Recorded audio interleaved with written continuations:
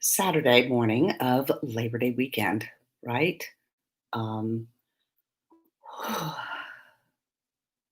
I hope you're able to take a big deep breath this morning, grab a cup of coffee, or maybe you have one, or your water bottle, or juice, or whatever you're doing, and let's just take a few minutes and chat, shall we? If you've never caught this broadcast before, guys, welcome. I had a live stream show for a very long time called Coffee Talk with Ronnie, and had a wonderful time connecting and making some really genuine friendships through these social media platforms. So I really appreciate it. I'm saying hi to my Instagram folks, and I'm also saying hi to my YouTube and Facebook folks this morning. So how you doing? So today's featured mug. This is a really cool set of dishware and things that Michael had in his kitchen. Really beautiful. I love the pattern. There's like containers for flour, sugar, and stuff like that. Um, Different kind of serving platters. It all came in a collection, and so it's called Bizzini. Yeah, Bizzini, and it's Italian made. Just beautiful, beautiful mugs, right? So you know how much I love my mugs. So this is the featured mug for today, and I don't know what to call it. But I'll just call it some beautiful part of the beautiful Italian pottery, right? So Michael had this in his kitchen, and I just fell in love with it, right? Um, because it makes me think of all the Greek mythology stories, all the things that I taught in class, and also ones that were my favorite that I loved to read because they were such an amazing stretch of fantasy for that time period. And because of that, it inspired the Greeks to create some beautiful art along with their stories, right? So, anyway, that's my little tidbit this morning. How are you doing? How was your week? I don't know about you, but I feel like I just plopped down in this chair with my coffee, and I'm ready to slow down, right? I mean, it's Labor Day weekend, guys. We have an extra day to slow down. However, because of the pandemic, we've been inside our homes or not going anywhere for a very long time. And I shared yesterday on my Instagram story how, have you guys ever been going out somewhere? You have to run in there and you have to go somewhere and you get out of your car and you don't have your mask and you have to go back to your car and get it. I mean, it's starting to happen to me more now than it did when the pandemic first hit, and I just finished radiation, right? So I was still a little sensitive, but I've been feeling good. Weather's been beautiful. Weather is changing. I don't know about you, but even here in Dallas, we can definitely see a seasonal change. Temperatures are not as hot as they were. And we just got back from being in California for about 6 days, and the weather there was just gorgeous. Crisp in the morning where you really want to just sit out on the porch and enjoy your cup of coffee. Good morning, Andrea. How are you? Good to see you, my friend.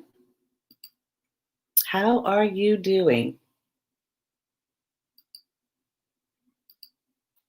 Oh, well, life got crazy. Thank you, Andrea. I'm answering some of the comments that are popping up on Facebook. So, yeah, recovering from cancer. When I look back, have you thought about what your goals were and sort of aspirations for 2020 back in January? Remember when we were all full of dreams and goals, and we still have them. They've just definitely been adapted a little bit, right? Well, as I mentioned about my mug, I love great stories. I love great books. You know that. I work as an editor and help people with content or help them just write better, coach them along in developing their style and communicating their story in a way that whether it's for businesses or for fantasy or for um, self help and motivation, any kind of stories, even children's stories are great. So I love working with authors who are very creative and have a sense of the kind of stories that really relate to people. So I've been reading a book. Guys, I think I shared in my last broadcast, okay? Oh my gosh. You know when you get books and you read them and they just absolutely kick you in the butt? Because it's like they know what's going on. Well, anyway, I have been reading this really great book, and it's called The Ruthless Elimination of Hurry. Because if there's anything that we're not doing right now is we're hurrying, and maybe we're still hurrying on the inside, but we can't really do it a lot on the outside because we're kind of limited to where we can go and what we can do because we're trying to keep a disease from spreading. So, and it's funny how people respond in a situation like this, right?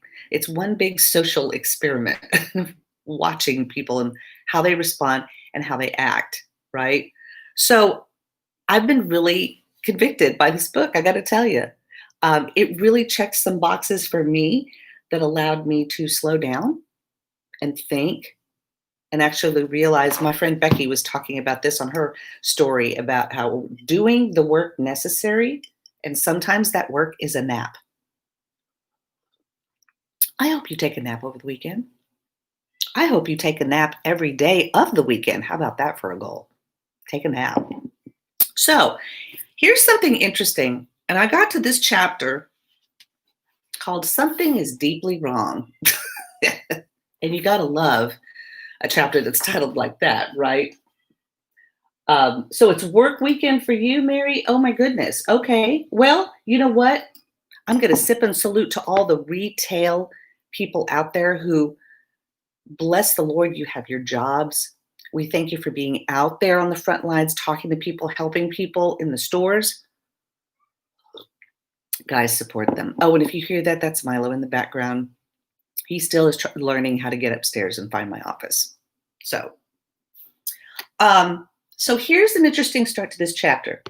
The story goes like this. It's the height of British colonialism. An English traveler lands in Africa intent on a rapid journey into the jungle. He charters some local porters to carry his supplies. After an exhaustive day of travel, all on foot, and a fitful night's sleep, he gets up to continue the journey, but the porters refuse. Exasperated, he begins to cajole, bribe, plead, but nothing works. They will not move an inch. Naturally, he asks why. Answer: they are waiting for their souls to catch up with their bodies. They are waiting for their souls to catch up with their bodies. Whew. I don't know about you, but wow, what a statement, right? So he says it's not just spiritual writers from a century ago who are claiming our life's speed is out of control and dangerous. More and more experts are weighing in. Psychologists and mental health professionals are now talking about an epidemic of the modern world called hurry sickness. Hurry sickness, like hurry sickness. That means a condition or about, I'm going to move this down just a bit on my Instagram thing. There we go. Hurry sickness, that it's a condition now that so many people are dealing with as a result of the pandemic. You know, it's one thing to have an illness attack you on your body, and you have to struggle that way. It's worse when it's something that you can see that's all around you, but you cannot physically control. So that was me as a caretaker. Those who are caretakers, when we're dealing with something that's not physically affecting us, but we're seeing it nonetheless, we're dealing with a different kind of weight, if you will. So the author calls this hurry sickness. So here's one definition: a behavior pattern characterized by continued rushing and anxiousness. If you're struggling with anxiety right now, you've got to, come on, Milo, I'm in here. Yeah. Hurry sickness. He's definitely not in a hurry. Um, and here are some symptoms. I mentioned a couple of them. Like if you, I gave three things that were if you checked one of these, you have a condition of hurry sickness. So moving from one checkout line to another because it looks shorter or faster.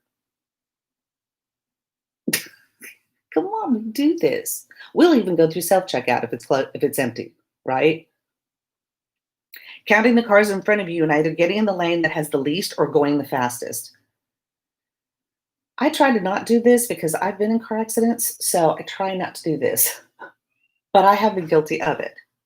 Multitasking to the point of forgetting one of the tasks. Right?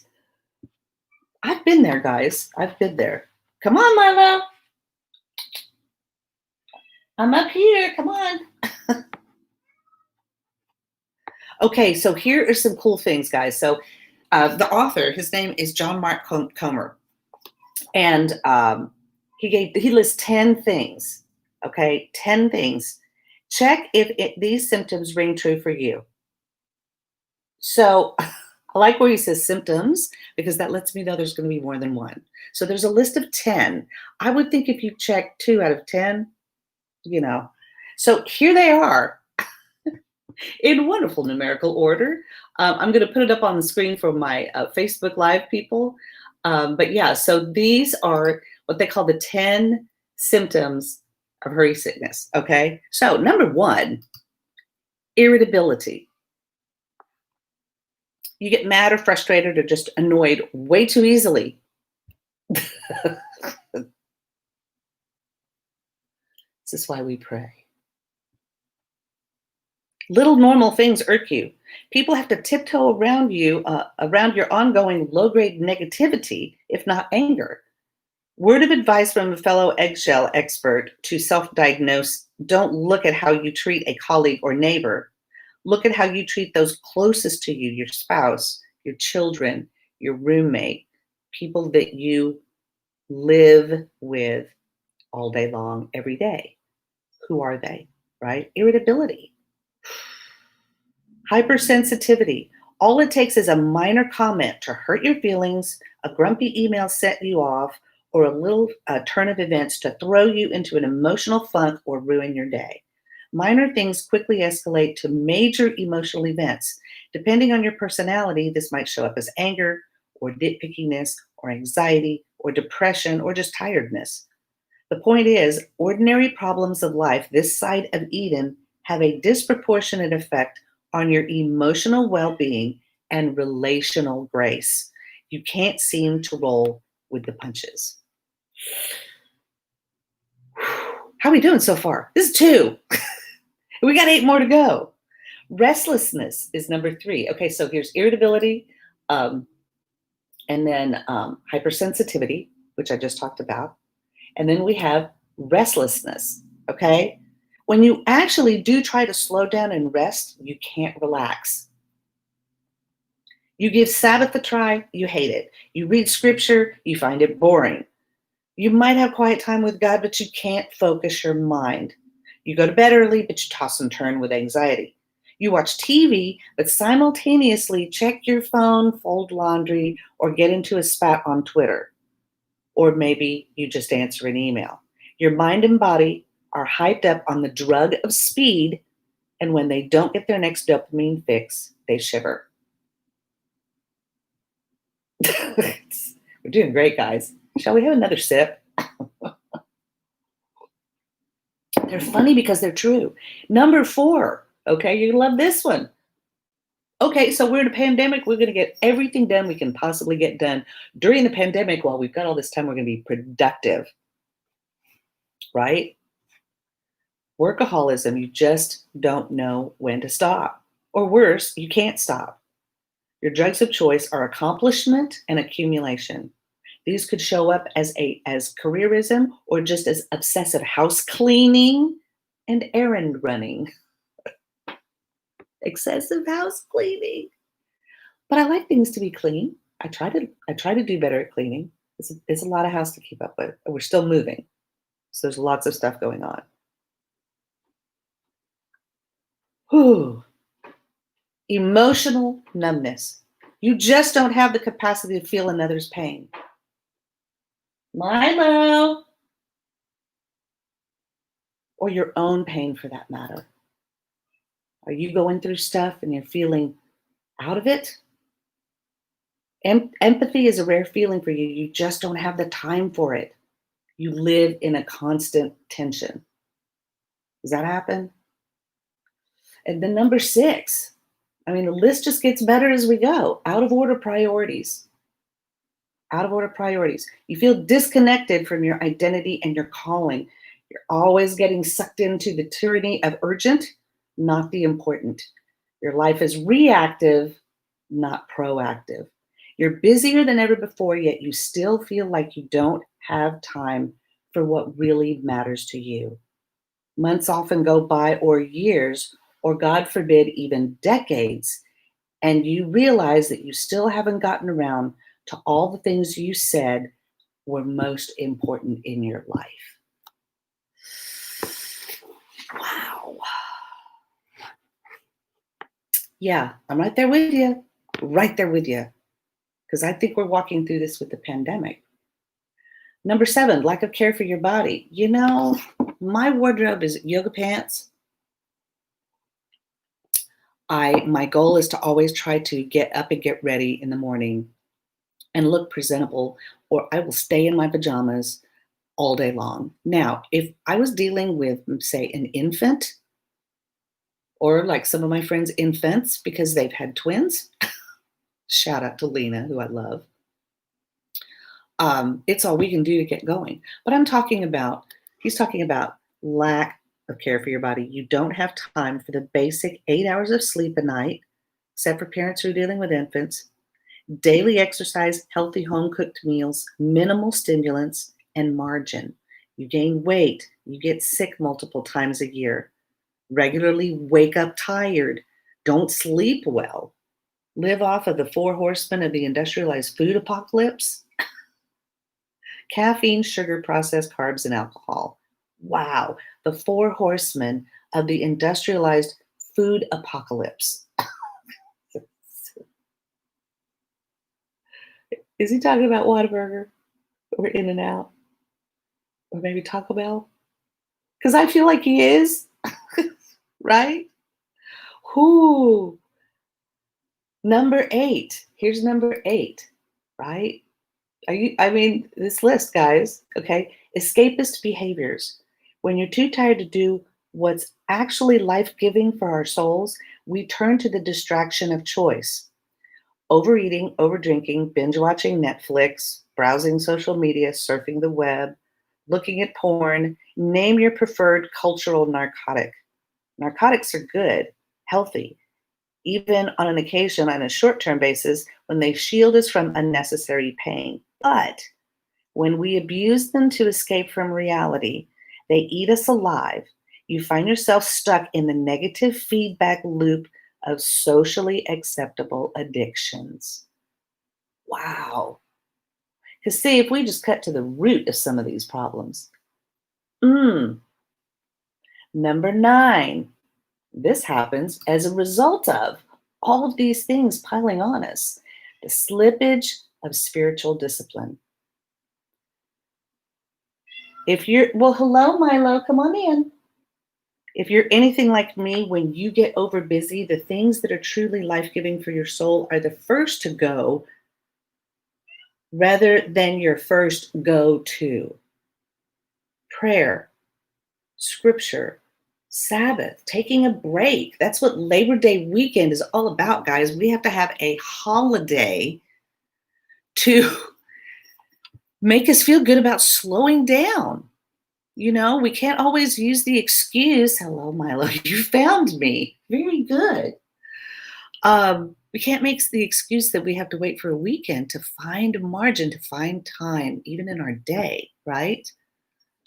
And then there's number 10 that's happening to a lot of us simply because of the pandemic, isolation. You feel disconnected from God, from others, and your own soul. That's a conviction cough. That is definitely a conviction cough. I'm gonna get some water here. because I didn't have it within reach. Isolation.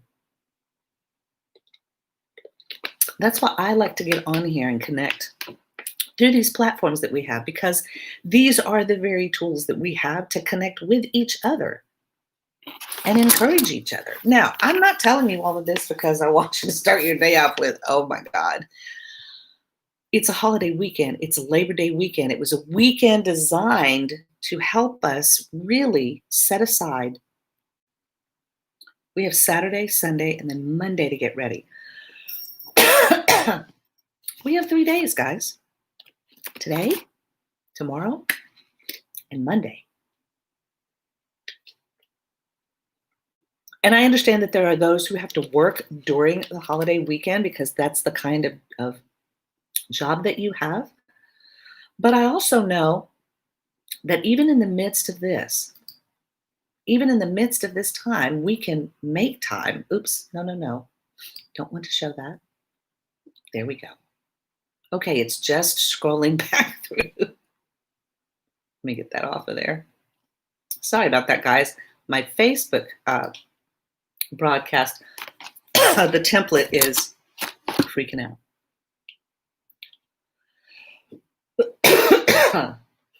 All right, it's okay now.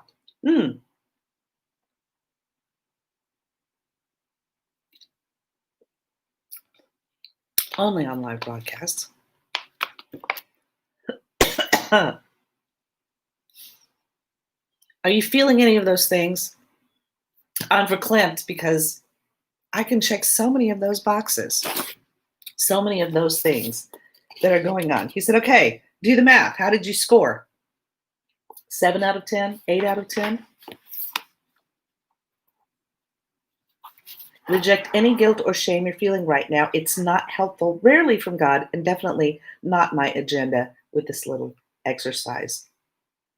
The point I'm driving toward is this: an overbusy, hurried life of speed is the new normal in the Western world, and it's toxic.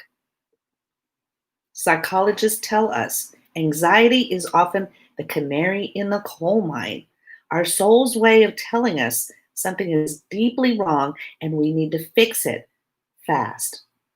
I appreciate all the people who are doing things like, my friend Carol introduced me to a guy called the Guru of Abs, and he is doing live exercise sessions on his page where you can, sit at home and do exercise with him. If you don't have a Peloton, if you don't have exercise equipment in your house, if you just have your bedroom or your living room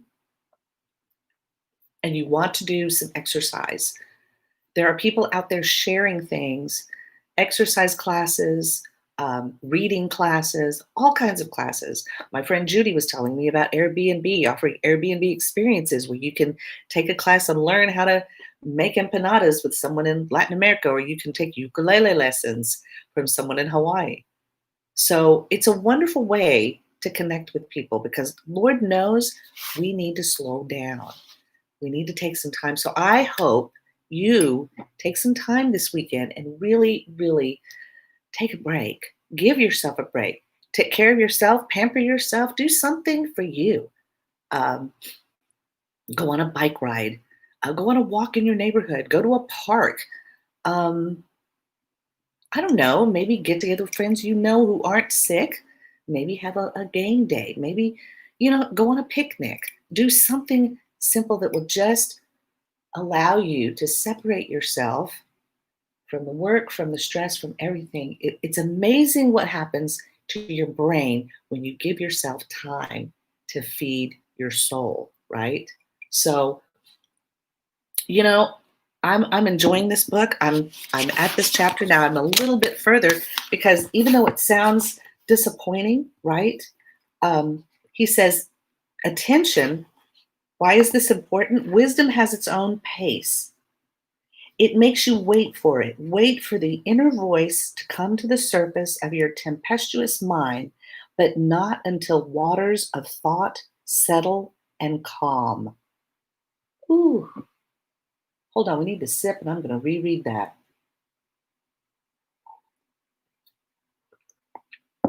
Wisdom And the Bible tells us we need to seek wisdom. Seek wisdom. Wisdom has its own space. It makes you wait for it. Wait for the inner voice to come to the surface of your tempestuous mind, but not until waters of thought settle and calm. You know, our creativity is stifled when we can't settle our minds, when we can't take a time to give ourselves a break, allow our brains to be creative and create. That's what we were designed to do. What you give your attention to is the person you become. Think about the things in your day that you are putting your time and effort into. Um, I had a time management class, gosh, way back in the day, that taught us about blocks of time, and those blocks of time equaled dollars. So we would mark them in our planner, uh, uh, the day timer program, and we used to block them in our calendars green. And and when you saw blocks of time as money, you started realizing every day that these were ways that you could create, whether it was profitable for your home or your soul, or something that you're making. Maybe you're a craftsman and you want to create beautiful things. You need time to be able to create those beautiful things. Artists that create art, musicians that create music, writers that write great stories. They need time for their minds to settle so that comes. Hurry is not just a disordered schedule, hurry is a disordered heart. Whew. Well, part two is the part I'm getting into this weekend, and it's called The Solution. Because what he's doing in his book is he's preventing, here's a problem, here's something that I'm bringing awareness to, and here's some solutions. So there are solutions, and I love this hint. The solution isn't more time. It's not like we're going to get added hours to the day, right? But we have this moment, and we have this platform, and we have this weekend, guys. Whoo! So I hope you're going to enjoy your holiday weekend. I'm going to be back here every Saturday morning, and we're going to look back over our week. I know this week we didn't talk about that. How was your week? Was it busy? Was it okay? Tell me in the comments. I would love to hear. Let me know how your week was. We came off of coming out of town, so it felt like our week was shorter. But you know what? Today's Saturday, and it feels like every other day in a pandemic when you're living and working from home, right? But guys, I salute you today. I hope you have a wonderful weekend. Get some rest, relax. Share in the comments with me, or let me know on social media how you're doing, and what's going on in your world. And let's take some time to really enjoy, put some things down, we'll take a break, guys. We get to celebrate the fact that we can be lazy, and it's okay, right? So, guys, thanks for being here. Always a pleasure wherever you are. Hope you're having a great one. And thanks for taking the time to watch this with Milo crying in the background and me having a coughing fit. But that's the beauty of going live, right? Well, guys, take care. Love you. Thanks a bunch. You know what? He's got us. Let me show you again the first part. When you open, there's the table of contents, and then the next page says this. And I'll let you just read that for a minute. And if you pay attention to the words that are underlined and circled, as we teachers do, there's a reason why we look at those words. And I'll be sharing grammatically what that means, why it means that, because of the way the words are used or where they're placed in the sentence. You get extra points if you know that. All right. So, guys, thanks so much. Have a great Labor Day weekend. I'll see you back here next Saturday, and we'll share some more coffee, okay? Take care.